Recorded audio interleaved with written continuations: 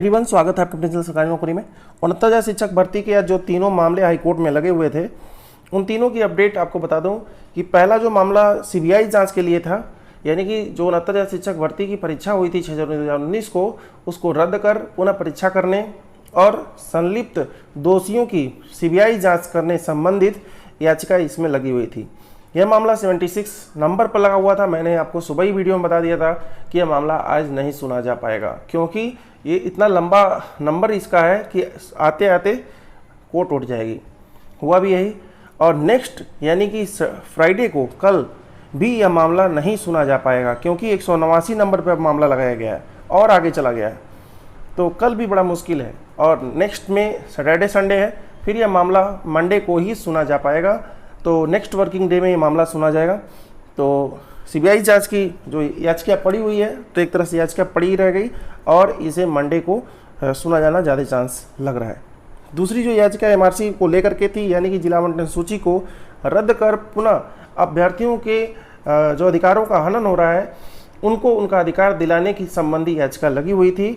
यह याचिका लोहा सिंह जो याचिका थी, उसी से मिलती जुलती ये याचिका थी। जो उसमें बातें कही गई हैं लोहा सिंह के साथ, इसी याचिका को इसी कारण टैग कर दिया गया है। यानी कि नेक्स्ट जो सुनवाई होगी वह लोहा सिंह वाले याचिका के साथ होगी, और इसमें सबसे कम समय यानी कि 10 दिन के अंदर यूपी गवर्नमेंट को कहा गया है कि 10 दिन के अंदर आप हर एक तरीके से, संभव तरीके से जवाब दाखिल करें, नहीं तो अगली तिथि जब आएगी तो बिना किसी शर्त के याचिकाकर्ता जो हैं उन्हें राहत दी जाएगी, ये कोर्ट का कहना है। तो इस तरह अगर सरकार किसी तरह से बैक आती है, अगर कोई लापरवाही करती है, तो अभ्यर्थियों को डायरेक्ट एक पक्षी कार्यवाही का फैसला जो है सुनाया जा सकता है। तो एक तरह से सरकार जो है इस पे काफ़ी फोकस करेगी। और बात करते हैं तीसरी जो याचिका आंसर की को लेकर के थी, यानी कि कॉमन मार्क्स को लेकर के। तो वह याचिका मैंने आपको बताया था सुप्रीम कोर्ट में, हाई कोर्ट से लेकर सुप्रीम कोर्ट तक हर जगह खारिज हुई, फिर डबल बेंच लखनऊ बेंच में आई, और इस मामले को भी आज सुना जाना था और मामला सुना भी गया। लेकिन इसमें किया क्या गया, इसमें 2 हफ्ते का समय दे दिया गया है। समय क्यों दिया गया है? क्योंकि इस आंसर की से रिलेटेड बहुत सारी याचिकाएं पड़ी हुई हैं।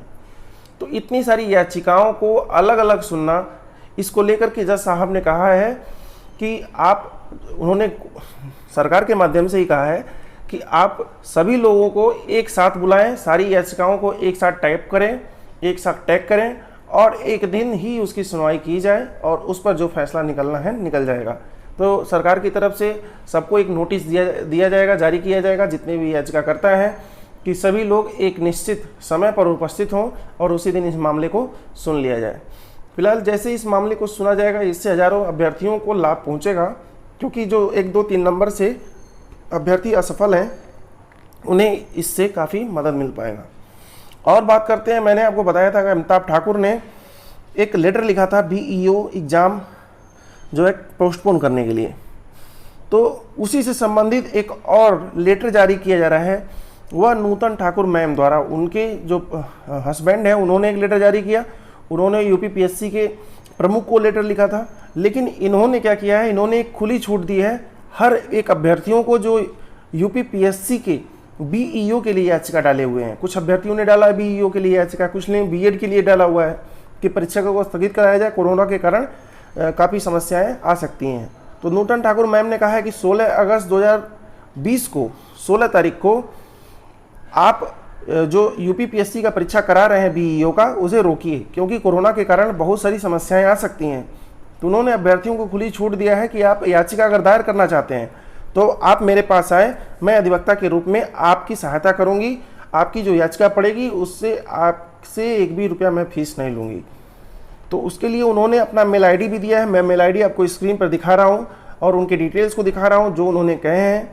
तो जिन लोगों को भी बीईओ परीक्षा से संबंधित प्रॉब्लम है, तो वो लोग अपनी अपनी बातें इस मेल आईडी पर अविलंब जाहिर कर दें। और अगर आप चाहते हैं कि परीक्षा स्थगित हो जाए, कुछ समय बाद हो, देखिए परीक्षा स्थगित होने से 2 फायदे तो हमेशा, 2-3 फायदे निकलते ही निकलते हैं जब कोरोना का ऐसी महामारी का समय हो। पहला तो कुछ समय बीत जाएगा तो कुछ अभ्यर्थियों को लाभ भी पहुंचेगा, कुछ वैक्सीन्स वगैरह आ जाएंगी।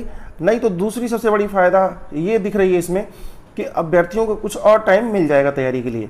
तो दोनों होना ही चाहिए। अभ्यर्थियों को जो मांग है वो पूरी होनी चाहिए, क्योंकि अभ्यर्थी वही मांगते हैं जो उन्हें लगता है कि ये मांगा जाना चाहिए। तो अभी के लिए बस इतना ही, और कुछ नया अपडेट्स आता है तो आपको बता दिया जाएगा। धन्यवाद।